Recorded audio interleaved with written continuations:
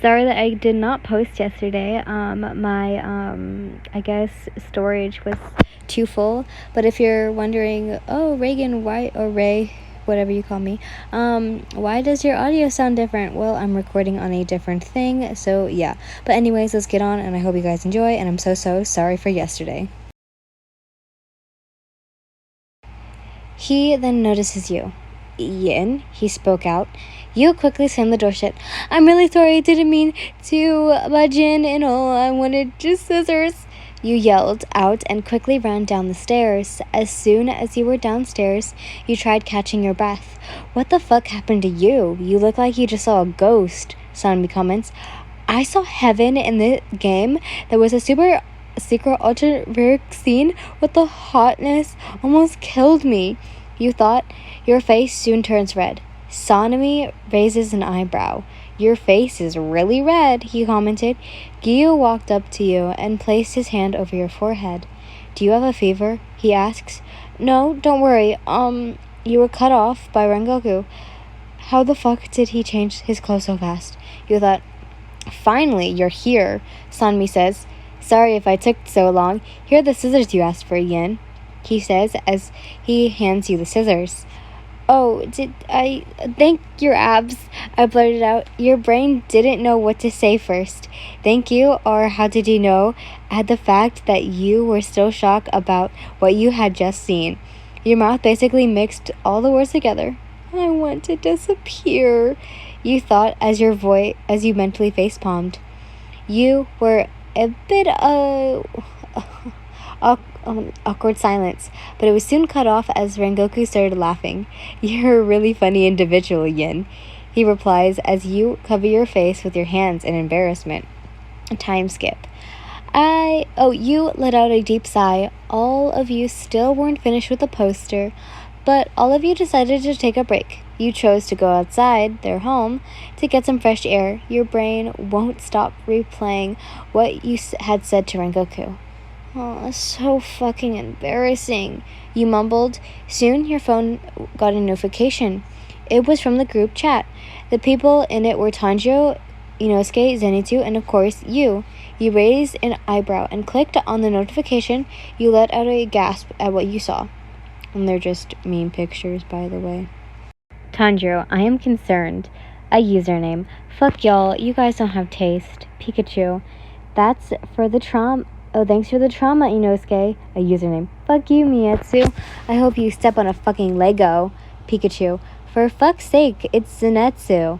Tanjiro. Yin, where are you right now? I went to your house, but you weren't there. You. Oh, I'm at Rengoku's house. We were creating posters for the school festival. Tanjiro. I wanted to hang out. You. Too bad, I can't. This is what y'all get for voting me. Holy shit, Inosuke, you still haven't changed your username? Pikachu.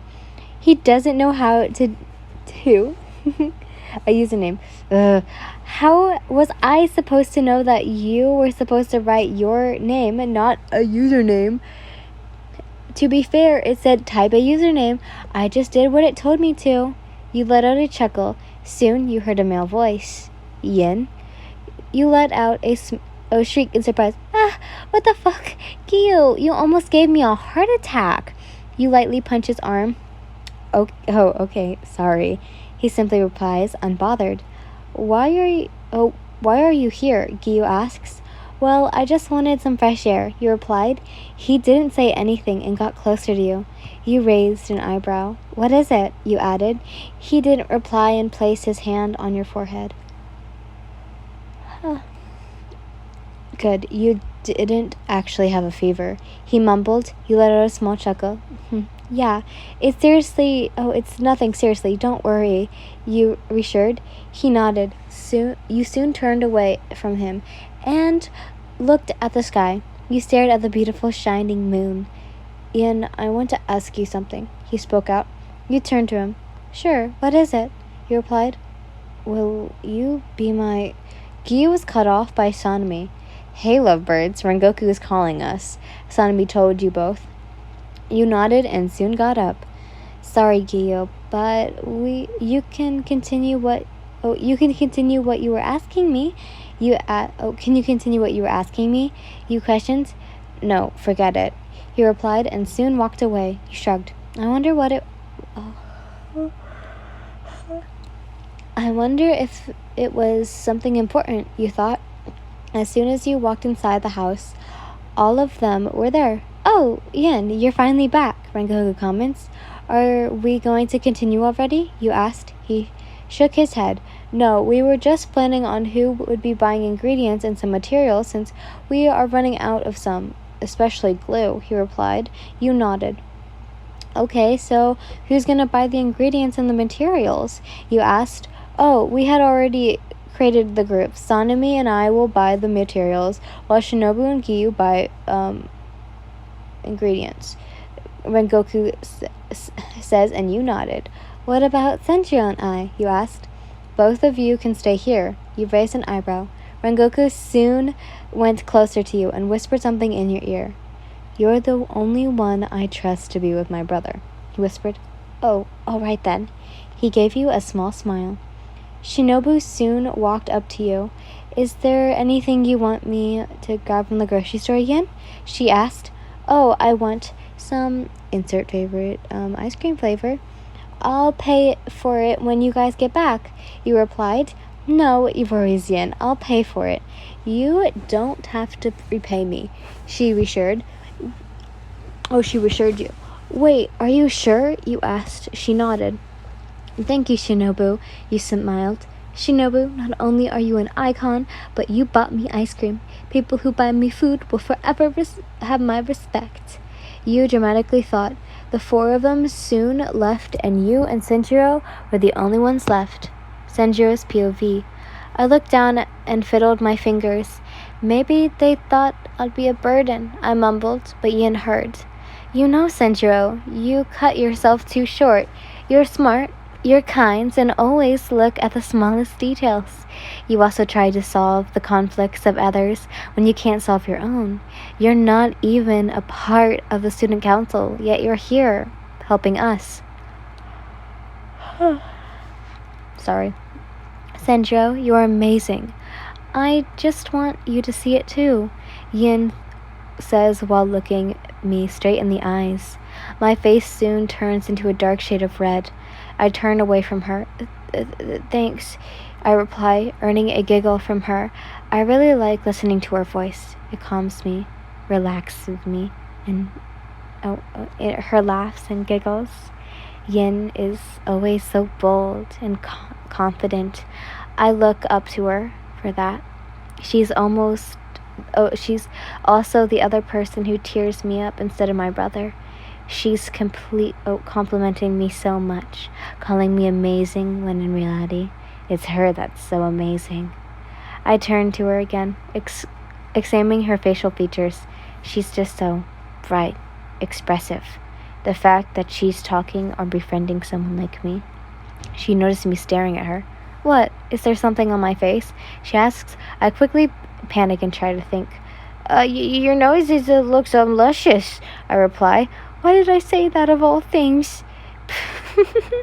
Senshiro, she laughed. Well, at least it made her laugh. She smiles, and laughing is so bright. It makes me want to abduct her, cage her, and make sure her smile and her laugh are only for my eyes to see and my ears to hear. Wait, what? Part 24. Senjiro's eyes widened. He froze on his spot. You raised an eyebrow. Senjiro, are you all right? You were about to touch his shoulder, but he backed away from you. His face had a mix of panic and embarrassment. It's fine, Yin. There's no need to get closer, he replied. He paused before replying. Well, all right. Senjiro soon got up. I'll just, go feed my toothbrush, he lied. You didn't even question it, since you know that Senjiro is a shy guy. He must have been flustered by your compliments. Why did I think of something like that, he thought. Time skip. You let out a small sigh. Today, you were at school. You were Oh my god. You were taking care of your plants at the back of the school. You were hanging out with the three since Tanjiro had a tournament. Inosuke was at his group mate's house to create their project.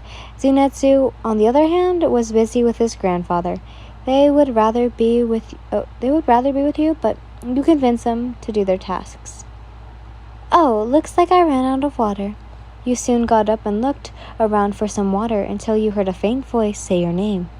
You furrowed your eyebrows and decided to head where the noise came from. That Yin is such a bitch, you hear someone say. You stopped in your tracks. You slowly hide behind a wall to eavesdrop on the students who were talking shit about you. She's always jealous of Miyuku. I can't believe Tanjiro Zenitsu and Inosuke hang out with such a skanky whore like her, a student commented. Right, does she think she's doing great as a vice president? She's shit. It should have been Miyuku. Besides, that jealous rat never listens to Miyuku's side. Miyuku looks 100 times better than her. She has a better personality, too, a student added. You felt a pang in your chest. You clenched your fist.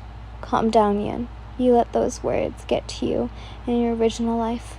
You won't let it get to you here, too. You thought as the bad memory started to come inside your head. P.S. You are all so beautiful. I love you all. But your thoughts were cut off as soon as you heard a familiar voice. Hey, dumbasses. Instead of talking shit about someone you don't know, do something better and get a life. You took a peek. It was Blake, the janitor. The students grumbled before leaving. Fucking punks, he mumbled as he grabbed his cigarette and lights it. You soon felt awkward. Oop, time to dip. You thought, but you were cut off by a dry leaf. And that let out a crunch as soon as you stepped on it. You mentally cursed. Yanlin, you are a dumb fuck, you thought. He let out a sigh. Yin, you can come out. Your eyes widened. How did you know it was me? You asked in disbelief. As you show yourself, you're always the one who takes care of the plants. Besides, I know the school like the back of my hand. There's a garden right behind you, he explained. You mouthed a "oh" as you walked closer to him. He soon threw the cigarette on the ground and stepped on it. Why'd you throw your cigarette away? You asked. It's bad for your health, he simply replied. But you still do it? Don't tell me. Did you do it for me? You asked as you let out puppy dog eyes. You're not special. I just did it so I don't get reported for secondhand smoking. And stop that. You look like a monkey trying to be cute. You rolled your eyes and soon you felt silent. Blake gives you a glance. You were lost in your thoughts until you felt a hand pat on your head. Don't listen to them. You turned to him. For the first time, he looked serious and sincere. You're doing great as a vice president, and I certainly know you are not a bitch. You could feel yourself getting a little emotional. You weren't used to getting praised. I mean, sure, you look like a monkey, but you cut him off. You playfully punched his arm. He lets out a chuckle. I was feeling touched until you said that. You chuckled. Don't think too much about it. You're a disappointment, and you're not. Oh, they're a disappointment, and you're not. Sorry. He reassured you. You felt touched by his words. He felt like an adult you could lean on. He reminded you of your brother. Thank you, Blake. You thanked him. You soon felt tears roll down your cheeks. You sniffed. Blake panicked and rubbed your back. Hey, stop crying. What if a teacher sees and think I made you cry? He whispered / yelled. You sobbed to annoy him even more. Ugh, this brat, Blake mumbled. Time skip. Today was the next day, and today you felt a little confident, especially after what Blake had told you. You felt comfort. Hey, Yin, Tanjiro says. You gave him a big smile. Tanjiro! You spoke out and gave him a big hug. He was a little taken aback. Whoa, you seem to be in a good mood today. He commented. You nodded. Inosuke gasped while Zenitsu pouts. Hey, no fair. Why does he get a hug? You roll your eyes and stuck out your tongue at Inosuke. You soon turned to Zenitsu and gave him a hug. He soon blushes. What's gone you in such a good mood anyways? Zenitsu stuttered. Don't know, I just woke up and felt confident. You shrugged. Soon, Inosuke shoves himself onto you.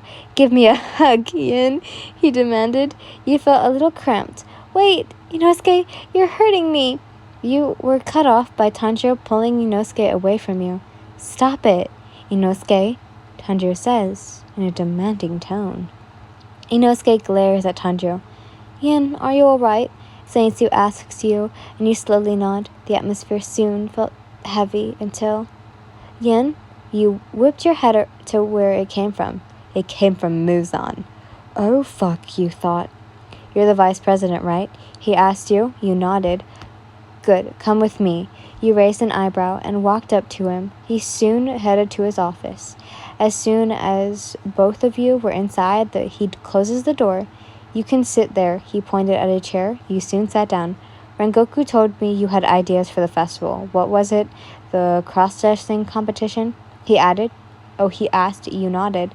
Yeah, tomorrow all the class presidents will put their classmate's name on a piece of paper and put it inside a box. Whoever gets picked, they would be the representative. He replied. Well, after school, how about we start checking if the gym is allowed? And we could also talk to the class presidents. We should ask what booth they're going to do. He suggested. You nodded. Oh, and Yin, he spoke out. Yes? He looked to you. I'm afraid your scores in math are going down. Is there any reason as to why your scores are so low? He asked. Oh, fuck, I'm really bad at math. You thought. Am I discussing things too fast? He asked. Oh, no, I'm the problem. I'm just having a hard time understanding the lessons. You replied. Oh, then I'll tutor you every break time. Your eyes widened. What? You were in disbelief. Muzan, him, tutor you every break time? Yes, I can't let your grades become lower. I hope that's fine with you, he says. Yeah, that's all right, he replied. Well, anything for grades, you thought. Time skip. It was 6:07 p.m. School finishes at 5 p.m. You let out a small sigh. I can't believe that shit took an hour, you thought, and looked beside you. It was Muzan. He suggested to walk you home since it was almost nighttime. Suddenly the sound of thunder emerged, and soon hard rain was pouring. Both of you ran to a nearby bus stop for some shelter. Ugh, I got wet. I should have brought an umbrella, you mumbled, and glanced at Muzan. His hair was wet, and so was his white shirt. He noticed you were shivering and gave you his jacket. That was part of his suit. You were a little surprised, but accepted it anyways. Thanks, you mumbled, enough for him to hear. He looked around. My place is just right there. He pointed at a nearby apartment building. You should stay at my place for tonight, he suggested. I don't think You were cut off by a loud thunder. Looks like you had no choice. He chuckles. All right.